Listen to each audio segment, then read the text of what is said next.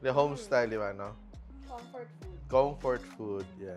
Welcome to our global kitchen. Today we will explore the diverse, complex, and interesting story of curry. While we will make three versions from three different countries, we are making an Indian curry, a Thai curry, and a Filipino curry.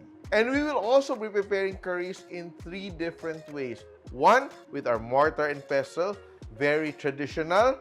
Second, with a blender, more modern. But for convenience, we are making a third one using ready-made curry. We can find curries all over the world. A lot of people believe that it originated from India. But if you go to India, you will not find any curry because it's actually a Western word. Curry actually means foods cooked in gravies or sauces. That's why when you talk of curries, there are always sauces, and today we are making very delicious curry sauces. So we will start off with our first curry from India called Chicken Tikka Masala, and we are doing it from scratch. Always start off with toasting your spices. This revives the essential oils and brings out the aroma. Let's let our spices cool a bit before adding to our blender. In the meantime, I will dice my onion or just cut it into quarters. Garlic cloves, I'm using 3. Ginger, I will cut into thin pieces. Dried chilies. My toasted spices, I'm using cumin and coriander.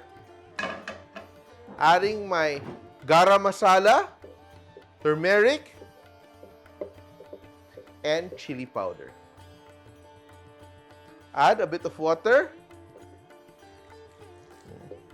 and blend into a smooth paste.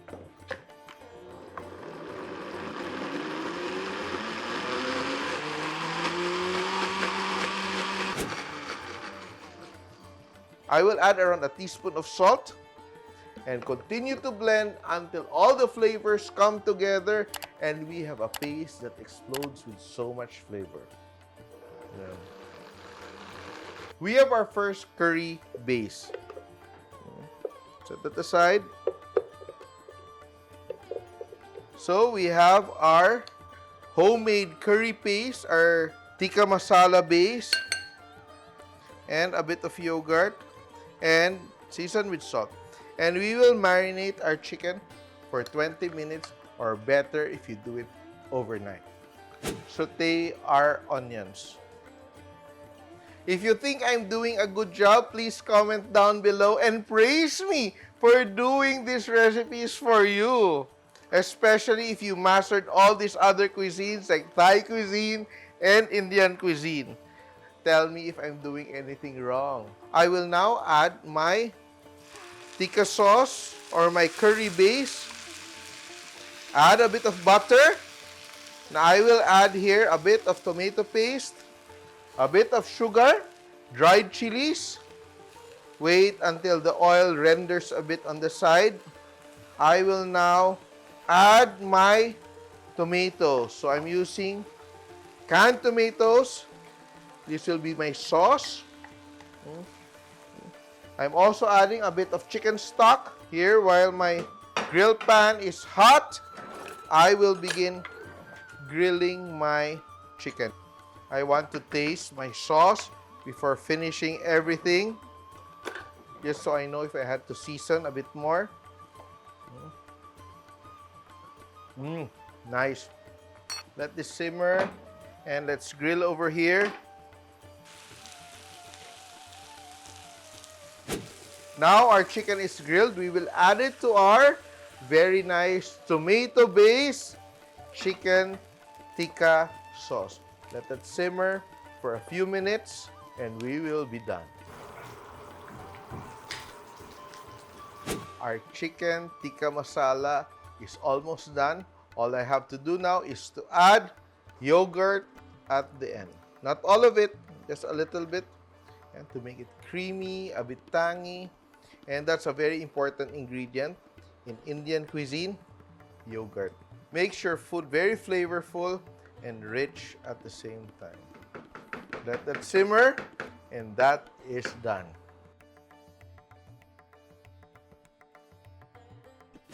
Now it's time for us to prepare our Thai green curry paste. Chop our green chilies. Our cilantro, we are just using the stem and the roots.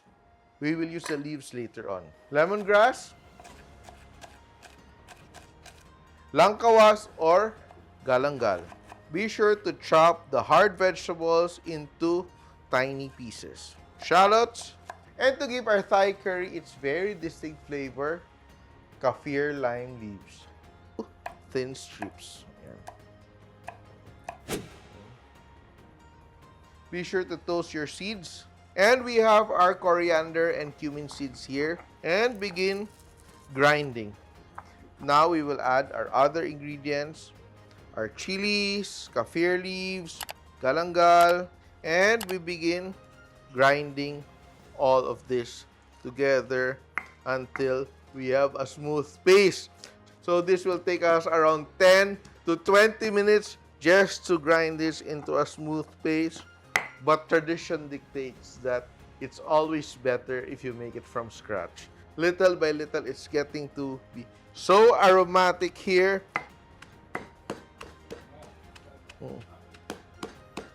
Ano bang ginawa ko? I probably made a mistake deciding to make this from scratch. And now I will add my other ingredients. I'm adding Thai shrimp paste. Look at that. No, very fine. Pungent, you know. White pepper and cilantro leaves. We are getting there. But look at that. Now I am grinding. After pounding, we are grinding to get this paste as smooth as possible.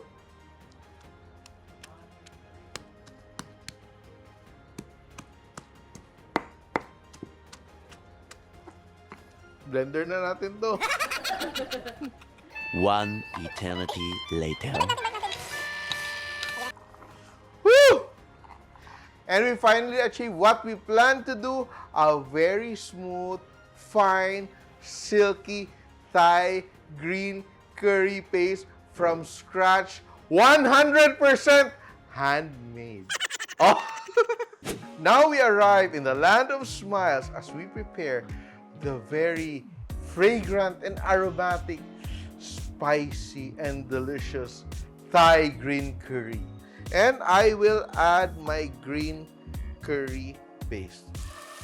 As you saute, you will see that the color begins to darken. Very nice aroma. So we're just sauteing our green curry paste until we see the fat rendering, you know. See that? And I have chicken here, and again, we are using Thai leg quarter fillets. So I seasoned it with salt a bit earlier. And now I will add my chicken. Let's allow that to cook. Now I'm adding a bit of chicken stock. Now I will add my coconut milk. Very nice. And bring that to a simmer. I will season this with a bit of sugar just to bring out the sweetness of the coconut milk. And some Thai patis or Thai fish sauce. Let that simmer. Grabe. So our chicken is now cooking in our very delicious green curry sauce. And what I will do, so it won't be too rich, I've diluted the coconut milk a little bit and adding now a bit of slurry to my curry sauce just to thicken a bit. I don't want to reduce it too much because I don't want it to become too rich. Now it's time to add our vegetables. Be sure that your chicken is already cooked at this time, cooked and tender. Now I will add my bamboo shoots, eggplants, zucchini, and I'm also adding bell peppers for a bit of color, finger chilies, and to give it a very nice aroma, I'm adding kaffir lime leaves. Just stir it. Let that cook for a little while. So perfect. it simmer until our vegetables are done. All I need to do is add the juice of 1 lime. And now I will add, just to finish, I will add Thai basil leaves. And we are done. And last but certainly not the least, we're heading back home to the Philippines to cook our very classic version of the Philippine chicken curry. We are again using our chicken leg quarter fillets, which I have marinated earlier with patis and calamansi. Now I will just sear my chicken. Hear that sizzle? So chicken curry is perhaps one of the many Indian influences into Philippine culture. And now I will add onions, minced onions, garlic, ginger. So our curry powder is just a mix of different spices which we buy in the grocery or in the palengke. I want it to be a bit spicy. I'm adding some minced chilies. After sauteing our onions, garlic, ginger, and chilies, I am now adding my curry powder. Around a tablespoon or 2, depending on how intense you like your chicken curry. But I am also adding raisins here. How many of you add raisins to your chicken curry? And you know, we take a lot of liberties in preparing our own versions of chicken curry. I'm adding here a bit of chicken stock to allow my chicken to cook until tender. Look at that. And I've also par-fried some carrots and potatoes. And I will add it here to my chicken. Let that cook through. Some people like to add guisantes or green peas. Sometimes we use coconut milk, but today we are using evaporated milk. And if you are enjoying this video and loving the recipes we are doing today, don't forget to subscribe to the Chef Tatung YouTube channel and hit the bell button to get notified for more videos and recipes that you can do at home. And our chicken curry is almost halfway done, and I will now add my evaporated milk. Let that cook and simmer a little bit more to reduce and to thicken our curry sauce. I am adding a bit of slurry. Just cornstarch or potato starch with a bit of water. Let it thicken until our chicken is done. Our carrots and potatoes are tender. And the sauce reduced to a very intense curry flavor.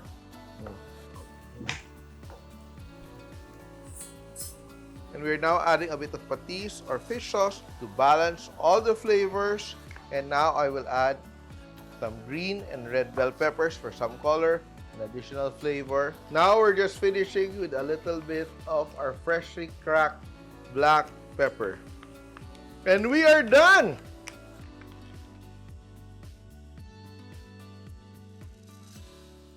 There you have it!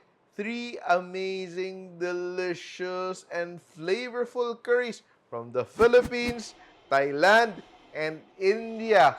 And I'm in a hurry to taste these curries.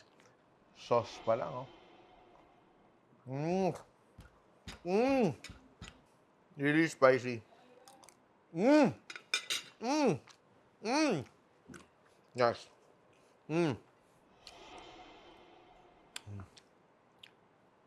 Takes me to Thailand. Of course, our yellow chicken curry. To prove to you that it's really good, I have to call everyone. Na, come on, let's eat. Tikman natin to.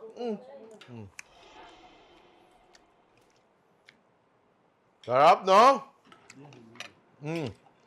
Pinoy and Thai. Tell me which one you like better. Ito, favorite ko siya. Favorite Indian? Maanghang. Wow. I suggest that you start with the Thai curry because it's the most mild.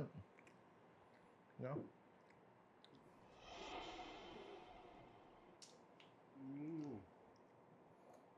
Lasang ano chef, fruity, citrusy. Yeah. Ito. Indian. Indian.